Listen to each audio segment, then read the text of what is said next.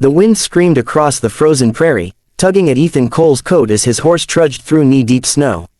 The storm had come fast, too fast for sense, but he wasn't the sort of man to turn back when there was work unfinished. The fence on the northern ridge had been splitting in the wind, and if he didn't mend it, the cattle could wander and freeze. Out here, a man's chores didn't wait for the weather. Still, as the light dimmed and the sky thickened to iron gray, Ethan felt something uneasy crawl up his spine. The storm wasn't just bad, it was mean, the kind that whispered of danger. He urged his horse forward, his gloved hands stiff on the reins. By the time he turned toward home, the world had become a blur of white. He could barely see 10 feet ahead. Each breath came sharp and cold, biting his lungs. Somewhere beneath the howl of the wind, he thought he heard something, faint and wrong, like a cry. He froze, listening. It came again, a thin, broken sound, almost swallowed by the storm. "Hello," he called, his deep voice ripped apart by the wind. No answer, but his gut told him someone was out there. He dismounted, boots sinking into the snow, and led his horse forward. Near a half-frozen creek in the gnarled skeleton of an old willow, he saw a shape. At first, he thought it was a bundle of rags blown by the wind. Then it moved. A girl, young, barely more than a child, lay curled in the snow, her arms wrapped around herself, shivering so hard her teeth chattered. Her dress was torn at the hem, her boots soaked through, and her face was as pale as the frost that clung to her lashes. Ethan dropped to one knee beside her. "Hey," he said softly, shaking her shoulder. "Can you hear me?" Her eyelids fluttered open, revealing eyes so wide and dark they seemed too big for her face. "Please," she whispered, her voice raw. I didn't mean to be here. I was walking to town, but the road disappeared. I thought I could make it." Ethan could barely hear her over the wind. "You won't make it anywhere if you stay here," he muttered, tugging his thick coat loose. He started to wrap it around her, but her trembling hand caught his wrist. "Sir," she whispered, the word shaking, can I slip under your coat? Please." The question stopped him cold. For a moment, all he could do was stare. No one had asked to come that close to him in years. Not since. He swallowed hard. She wasn't thinking of impropriety or shame, she was half dead from the cold, desperate for warmth. He pushed aside the part of him that hesitated, knelt lower, and opened the coat wide. "Come on, girl," he said quietly. "Let's get you warm before you turn to ice." She shifted weakly, pressing herself into his chest. Her body felt weightless, trembling like a trapped bird. He wrapped his coat around them both, pulling her close until the wind couldn't reach. Her head rested against his shirt, and he could feel the faint flutter of her heart against his ribs. For a long moment, neither spoke. The only sounds were the wind's wail and their shared breath. Her hair brushed his chin, smelling faintly of rain and smoke. She was so small, so fragile, it made something in his chest twist. After a while, he said, "What's your name?" "Clara," she murmured. "Clara, Hale. Where are you headed, Clara?" "To Cedar Hollow," she said, her voice weak. "My aunt lives there, or she used to." The coach broke down near the crossroads. They said they'd wait, but then the storm came, and she trailed off, her lips trembling. Ethan's jaw tightened. "They left you." A tear froze on her cheek before it could fall. She nodded. He looked away toward the white horizon. People could be cruel, careless. He knew that well enough. "All right," he said after a moment, shifting her in his arms. "You're coming with me. I got a cabin not far from here. You'll freeze if we don't move." She tried to nod, but her body sagged against him, exhausted. Carefully, he lifted her, wrapping his coat around her thin frame, and carried her to his horse. The animal snorted, stamping nervously at the cold, but Ethan soothed it with a low murmur. "Easy, boy, she's half dead. We ain't leaving her." He mounted with her cradled against him, her head tucked under his chin. His arms closed around her automatically, protective. Every jolt of the horse made her stir, whispering broken thanks he barely heard. He just kept riding, pushing through the storm, his coat shielding them both. The wind tore at his hat and stung his face, but he didn't stop. Not until the faint outline of his cabin appeared through the curtain of snow, dark logs, smoke curling faintly from the chimney. Relief hit him like a wave. When they reached the porch, he dismounted and carried her inside, kicking the door shut behind him. The cabin filled with warmth and firelight, and for a moment, she just stared, as if she couldn't believe she was safe. He set her down near the hearth, his hands gentle but sure. "Here," he said, grabbing a quilt from the bed and wrapping it around her. "You'll thaw soon." She shivered violently, tears finally slipping free as the heat began to sting her frozen skin. He poured her a cup of water and set it beside her, then knelt to stir the fire higher. The orange light painted her face, young, delicate, eyes filled with exhaustion and fear. "You saved me," she whispered. Ethan looked at her from where he crouched by the fire. "Maybe," he said quietly. "But you're the one who called out." She tried to smile, her lips trembling. "I thought nobody would come." "Most wouldn't," he admitted, sitting back on his heels. "But I ain't most." For a while, the cabin was silent except for the crackle of wood. Clara sat with the quilt drawn to her chin, her eyes following him as he moved about, checking the stew pot, drying her boots, setting a pan of water to warm. He didn't ask questions about her past, and she didn't volunteer much. There'd be time for that later. For now, there was only the sound of the storm dying outside and two people sharing the quiet that came after fear. When the stew was ready, he handed her a bowl. Her hands trembled as she ate, but she finished every spoonful. He caught her glancing up at him once or twice, hesitant, almost grateful, and each time, he looked away, pretending to fuss with the fire. He wasn't sure what had made him stop that night.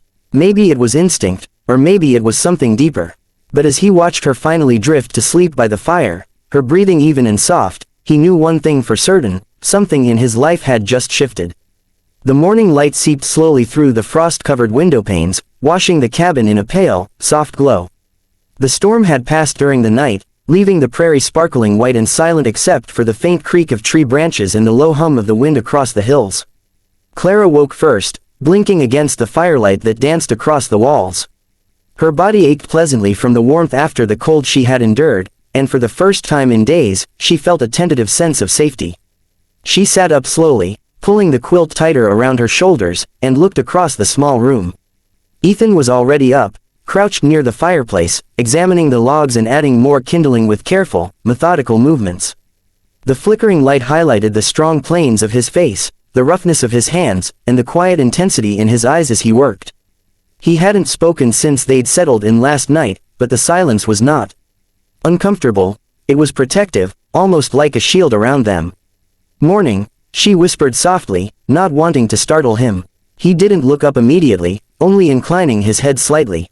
"Morning," he replied, his voice low and even, carrying the weight of a man who measured every word. Then he shifted, his hands steady as he arranged the firewood, and added, "You hungry?" Clara nodded, rising to her feet. Her legs were stiff from sitting on the floor all night, and her body still bore the lingering chill from the snowstorm. She shuffled toward the kitchen corner where a small pot of water sat warming, and Ethan quickly moved to her side, helping her ladle warm porridge into a tin bowl. "You should eat first," he said, handing it to her. "You'll need the strength." She accepted it, her fingers brushing his in the exchange. A flicker of warmth went through her chest at the touch. She wasn't used to kindness or attention, and every small gesture felt monumental. "Thank you," she murmured. For everything yesterday." He nodded, returning to his position near the fire. "Don't mention it," he said, his eyes fixed on the flames. "Wouldn't be right to leave anyone out there." Clara ate slowly, savoring the warmth and the sustenance. The cabin smelled of smoke, wet wood, and the faint tang of iron from the tools Ethan had brought inside. Every sound, the soft crackle of the fire, the occasional whistle of wind through the shutters, the distant cry of a bird, made her heart feel lighter. For the first time in weeks, she allowed herself to breathe without panic. When she had finished, Ethan moved over to a chair and gestured for her to sit across from him. The small table between them was cluttered with bowls, a loaf of bread, and a few utensils, but it felt intimate, a place carved out just for them. Clara hesitated for a moment, then seated herself, and the quiet stretched comfortably between them. "You planning to keep going to Cedar Hollow?" Ethan asked finally, breaking the silence. His tone was casual, but there was an edge to it, a concern she couldn't quite miss. Clara's hands twisted in her lap. I don't know," she admitted, her voice barely above a whisper. "I thought I had someone there, but my aunt moved years ago. I'm not sure where I belong anymore." Ethan's gaze lingered on her, and for the first time, he seemed unsure of his next words. He wasn't used to people needing him, not like this. Her voice, small and trembling yet full of honesty, tugged at something in him that he had buried long ago. He swallowed and said, You can stay. As long as you need to. Clara's eyes widened, her lips parting in surprise. You really mean that? He nodded, his expression serious. I mean it, ain't no one else looking out for you. Might as well let you stay here where it's safe. Her heart thumped against her chest. No one had ever offered her protection without expectation, without judgment. For a moment, she wanted to cry but held back, afraid to let him see how vulnerable she still felt. Instead, she whispered, "Thank you, sir. I don't know how to repay you." He shook his head. "You don't owe me nothing. Just, keep warm, eat well, and stay alive." There was a gruffness to his words, but the kindness underneath was unmistakable. The days that followed settled into a quiet rhythm. Clara took to helping around the cabin, feeding the chickens, mending clothes, and assisting with small chores. Ethan showed her how to milk the cow and tend the small garden, teaching her the ways of ranch life in patient, measured tones. She was slow at first, fumbling with tools and chores, but Ethan never criticized, only guided her hands when needed. In turn, Clara brought warmth to the cabin that had been absent for years. She hummed softly as she worked, her voice blending with the crackle of the fire, her presence softening the harsh edges of Ethan's solitary world. Occasionally, he would glance at her over the edge of the woodpile or from where he repaired the roof, a small crease of curiosity and something unspoken in his brow. One evening, after the chores were done, a light snow began to fall, dusting the world in quiet white. Clara stood by the window, watching the flakes drift to the ground. Ethan had already fed the animals and was leaning against the doorframe, hat in hand, watching her quietly. "Sir," she began, her voice tentative, "that first night, when I asked to slip under your coat, I was afraid." Ethan straightened, a flicker of memory crossing his face. "Afraid I'd turn you away?" he asked. She nodded. "I didn't know if anyone would help me. If anyone would care." Her hands twisted the edge of her quilt nervously. He stepped closer, his boots crunching softly against the floorboards. "I almost did," he admitted, voice low. "But something about your voice, it made me remember I still had a heart somewhere beneath all this cold." Her eyes met his, shimmering with a mix of awe and relief. "You gave me more than warmth that night," she said softly. "You gave me hope. You gave me a place to belong." Ethan's expression softened, and for a moment, he didn't speak. He reached out, his hand resting gently on her shoulder. The roughness of his palm was a comfort, steady and protective. "You're safe here, Clara. I'll make sure of that," he said. The firelight flickered across their faces, casting shadows that danced on the walls. Clara leaned slightly into him, allowing herself to be enveloped by the safety he offered. For the first time in her young life, she didn't have to brace herself against the world. Outside, the snow continued to fall, coating the prairie in silence. Inside the cabin, time seemed to stretch, holding them in a moment of quiet understanding.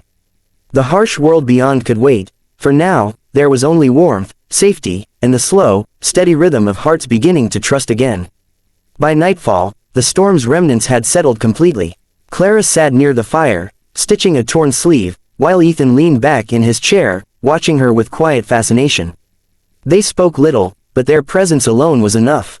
She felt alive, seen, and cared for in a way she had never known. And Ethan, the silent rancher who had closed his heart years ago, felt something stir within him, something he thought had died in the long winter of loss.